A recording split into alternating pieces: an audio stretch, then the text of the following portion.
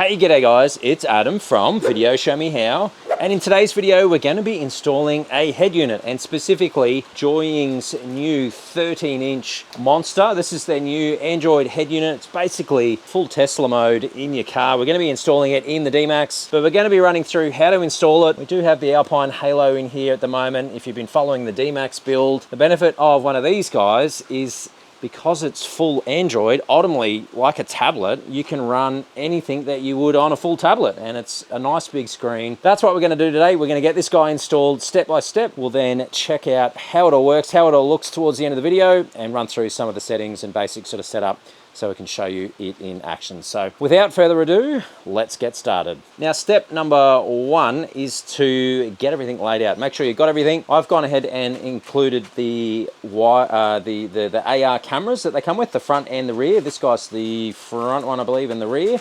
So keen to get those installed. Got some instructions. We've got our GPS antenna. It does run a separate one of those. We've got USB ins and outs there. Our generic wiring loom that we'll be able to use parts of for our install. So we'll go through that. We've got the brains of the operation here. Our 4G antennas. This does have a SIM card slot. So we'll be running a SIM card in there for internet. So the D-Max will be its own hotspot, which is pretty cool. Have its own internet. We've got our microphone there for hands-free jibber jabber and the monster. That's your first step. Make sure you got everything. It should look a little bit like that. Step two is we've got to get all of that into there and start working out how to install the factory unit. Right, so into the D-Max, and here we go. Now, this is the Alpine unit that we have had installed previously. Has been working really well, but I really want that full Android experience. So we're gonna be taking this guy out. So step one, really, or step three, is to remove your factory unit. Now, I'm not gonna go into a lot of detail here. If you're in the D-Max, have a look at the Alpine install, because that gives you a full step-by-step on how to remove your factory head unit. If you're in a different vehicle though, that's your first step. You've got to pull your factory unit out. Normally, there'll be a bunch of trims and bits and pieces. Just get your little pry bar, peel all that away depending on the car you're in, and then normally Phillips head screwdrivers will get your factory unit out. So I'm going to get cracking now on pulling this guy out. Same as the other video, all of those sort of details are the same, and then we'll be all on the same page to get this guy screwed in, then more importantly, work out what wires go where.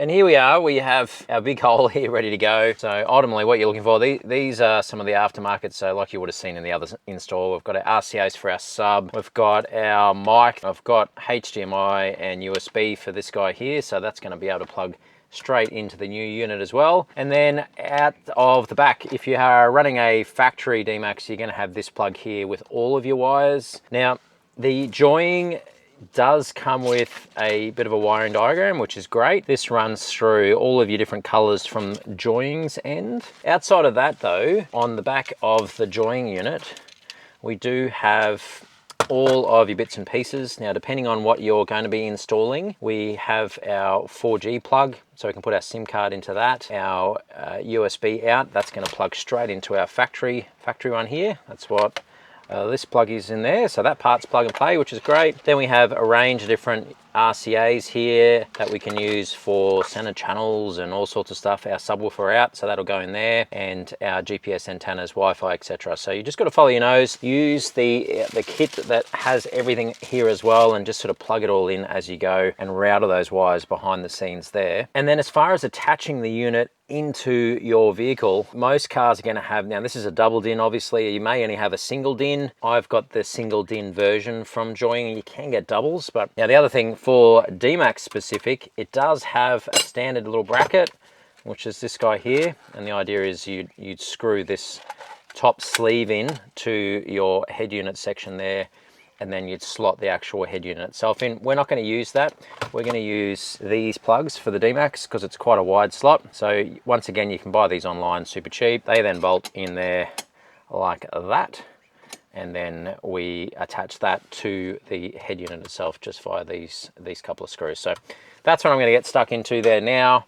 We'll get all of the translation worked out, and then I'll come back to you and let you know how we've got on. All right, so here we go. We're all plugged in. Now let me run you through where everything goes. So this bundle here is to do with all of our cameras. They're pretty self-explanatory. If you're running cameras, you need to just run those through to the back and grab some power off one of your taillights there, like you would normally for any of those camera installs that you've seen online. We simply then just connect our 4G antennas here. if you're going to be using those. I definitely am, so that the D-Max has its own internet, which is pretty cool. There's our GPS, so that guy gets just screwed in there, just a plug and a screw. As far as our wires go, these guys here, there's all our wire colors. They are the same colors, or thereabouts, greens, your purples, your gray, and the whites, so that's pretty cool. You just want to look for the solid color and then the black for your negative, so just connect all those up. We have our power wires, they're ready to go straight off the D-Max loom there as well. We have our antenna power, so yellow being your power. We've got our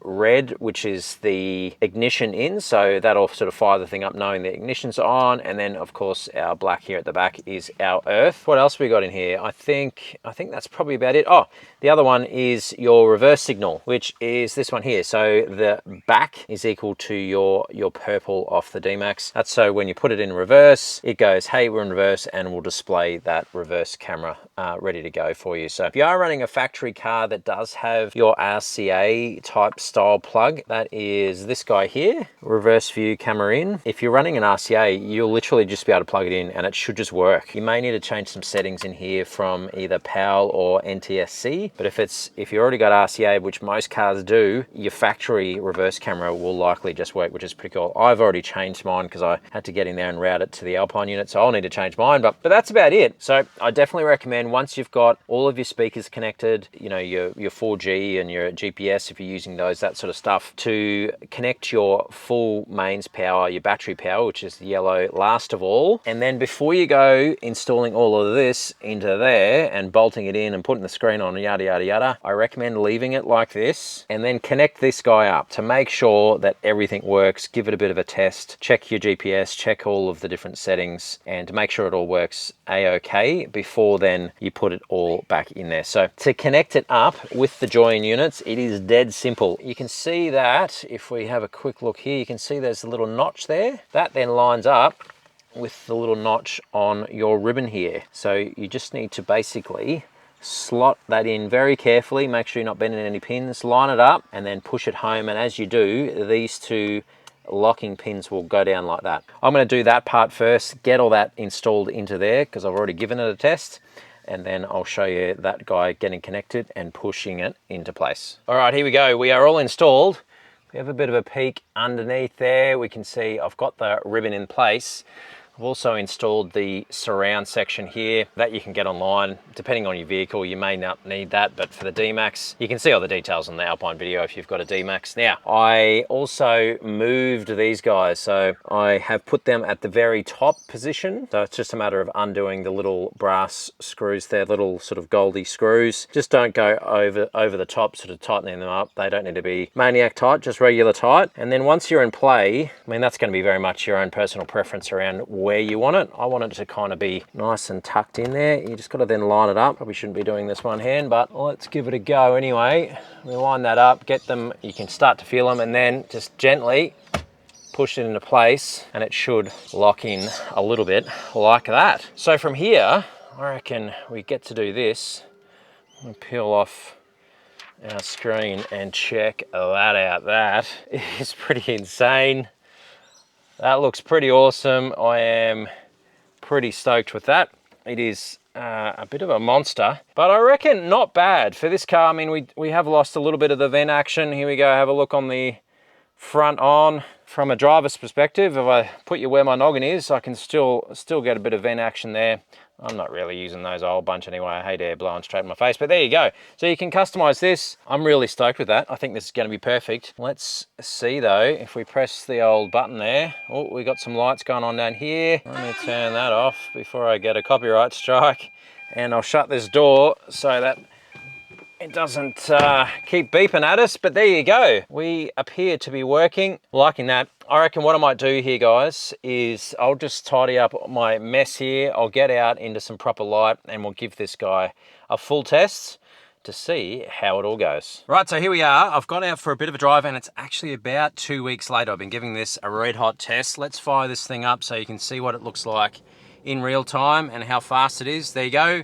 That's no joke. Car was off. We're loaded straight up there, which is awesome. You can see sort of the basic screen, and here it is. I mean, it is a full Android tablet. So you can see everything is pretty snappy. There's no need for wireless Android Auto or wireless Apple CarPlay or anything like that, because it's just like a tablet. It's just like an iPad, but except better because it's an Android. But it has all of the details like you would normally. We've got some buttons down the bottom here, volume, all that sort of stuff. It is running our full 4G. So it's got a 4G SIM card in it, as well as your GPS, which means things like mapping will run. So this is the main mapping software that I use. I used up at Cape York and what have you. And you would have seen in those videos, if you watched it, I had screens everywhere, and it was just driving me crazy because I needed separate offline mapping, which is what this is. I needed obviously the phone with temps and stuff because I was doing monitoring for that for the video. But then, you know, I had the other screen, and then as soon as I ran out of signal, I had no Android Auto mapping. So that was a big part of this for me, is I wanted to sort of get everything all into the one screen.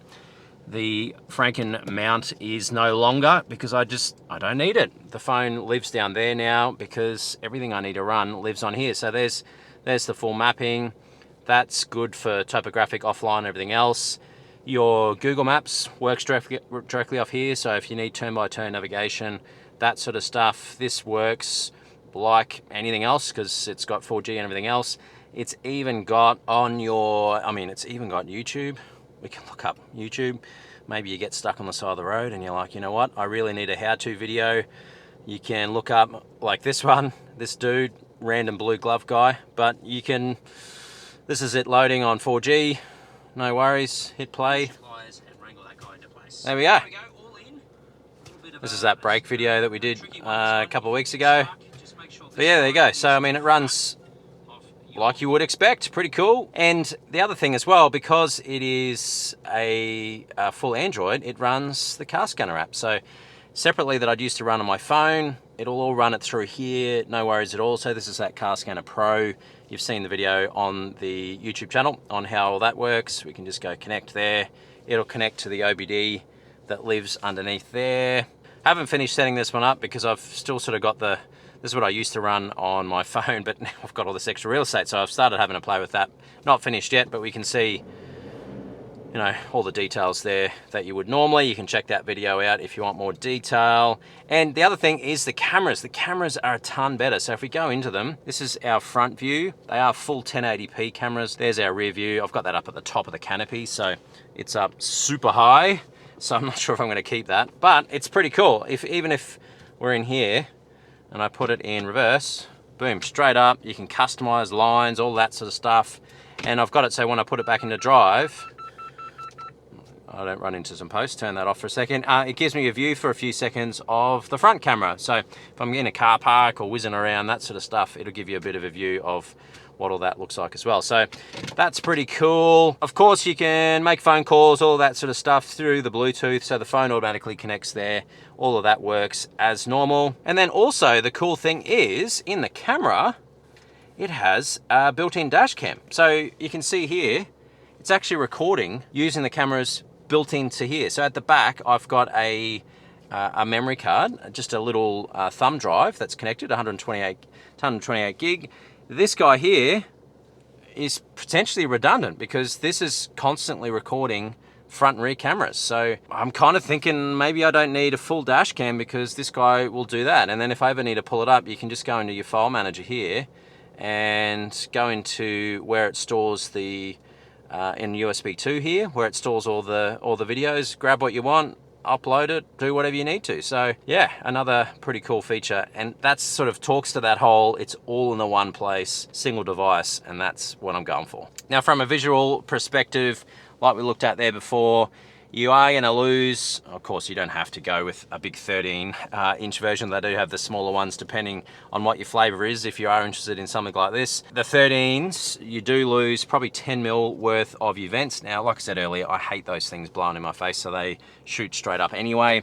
But you still get a pretty good view there with a little bit of vent action. But I reckon that actually fits in quite nicely, doesn't stick out very much at all. It's nice and flush and gives you an awesome big screen.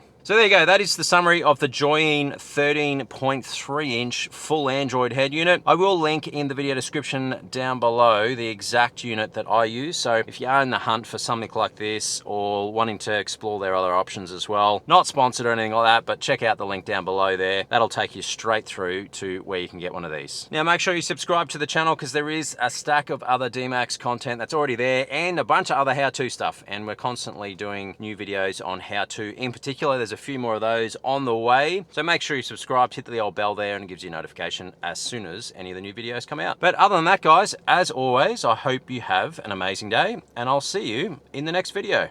Cheers, guys.